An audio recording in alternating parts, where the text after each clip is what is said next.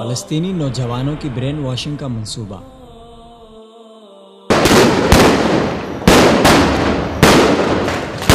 فلسطینی قوم کو غلام بنانے کی صہیونی سازشیں آج سے نہیں بلکہ برسوں اور عشروں پر محیط ہیں۔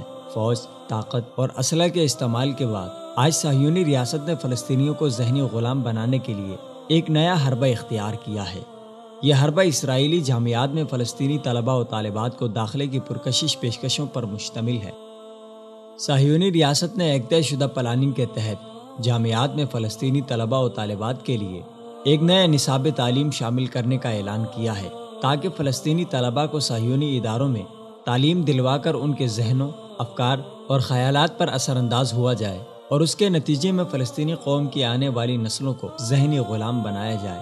مرکز اطلاعات فلسطین کے ترجمہ سیکشن نے اسرائیل کے عبرانی اخبار ہارٹس میں شائع ایک رپورٹ کا عربی اور اس کے بعد اب اردو ترجمہ کیا ہے، جس میں اسرائیلی دھوکے بازوں کے ایک پرفریب منصوبے سے پردہ چاک کیا گیا ہے۔ اس رپورٹ میں بتایا گیا ہے کہ حکومت نے فلسطینی طلباء کو عبرانی تعلیمی اداروں، کالجز اور یونیورسٹیوں میں تعلیم دلوانے کے لیے ایک نیا نصاب بھی تیار کرنا شروع کیا ہے۔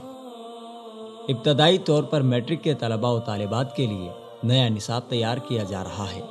اس کے بعد اگلے مرحلے میں انٹرمیڈیٹ، سیکنڈری اور گریجویشن کی سطح کے نصاب کے ساتھ ساتھ فلسطینی طلباء کو اسرائیلی تعلیمی اداروں میں داخل کرنے کی مہمات چلائی جائیں گی۔ رپورٹ کے مطابق اسرائیل کی عبرانی یونیورسٹیوں کے زیر انتظام سکولوں میں ہائی سکول میں پہلی بار فلسطینی طلباء کو داخلے کی پیشکش کی گئی ہے۔ عبرانی یونیورسٹی اور دیگر تعلیمی ادارے پہلی بار فلسطینیوں کی میٹرک کی سند کو تعلیم کے اگلے مراحل میں داخلے کے لیے قبول کریں گے۔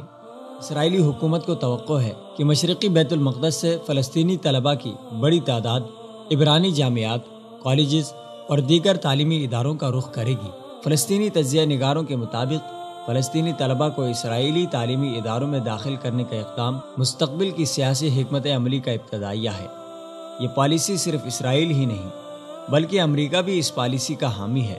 یہ سازش بھی دو ریاستی حل کو ختم کرنے اور غرب اردن کو صہیونی ریاست میں ضم کرنے کی سازشوں کا حصہ ہے۔ تجزیہ نگاروں کا کہنا ہے کہ صہیونی ریاست دن رات فلسطینیوں کو اپنا غلام بنانے، ان کی فیصلہ سازی کی طاقت سلب کرنے، ان کے اداروں، اراضی اور املاک پر غاصبانہ قبضے جمانے کی کوششوں میں سرگرم عمل ہے۔ مبصرین کا کہنا ہے کہ فلسطینی طلباء کو عبرانی جامعات میں داخلے کی اجازت دینا اور فلسطینی اسکولوں کی تعلیمی اسناد کو تسلیم کرنا فلسطینیوں کے ساتھ دوستانہ ماحول کو آگے بڑھانے اور آزاد فلسطینی ریاست کی حمایت میں اٹھنے والی فلسطینی آوازوں کو دبانے کی کوشش ہے۔ اسرائیل نئی فلسطینی نسل کی ذہن سازی کے ذریعے ان پر اثر انداز ہونا چاہتا ہے تاکہ فلسطینی قوم اسرائیل کی ذہنی غلام بن جائے۔